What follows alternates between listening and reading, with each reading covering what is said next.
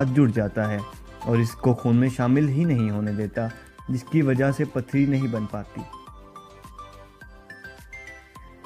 तीसरी चीज़ जो आप गुर्दों की पथरी से बचने के लिए कर सकते हैं वो ये है कि नमक का इस्तेमाल कम से कम करें। इसके अलावा वो ग़िज़ाएँ जिनमें ऑक्ज़लेट ज़्यादा मिक़दार में मौजूद होता है, मसलन पालक, आलू, बादाम, खजूरें, चुकंदर वगैरह का इस्तेमाल कम से कम करना चाहिए।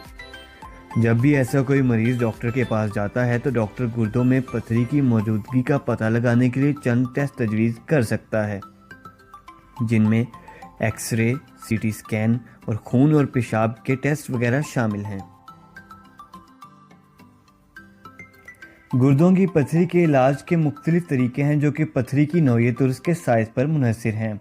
अगर पथरी का साइज़ छोटा है तो ज़्यादा पानी पीने से ही निकल जाती है, लेकिन अगर पथरी का साइज़ थोड़ा बड़ा है तो इसके लिए शुआएं लगाकर पथरी को छोटे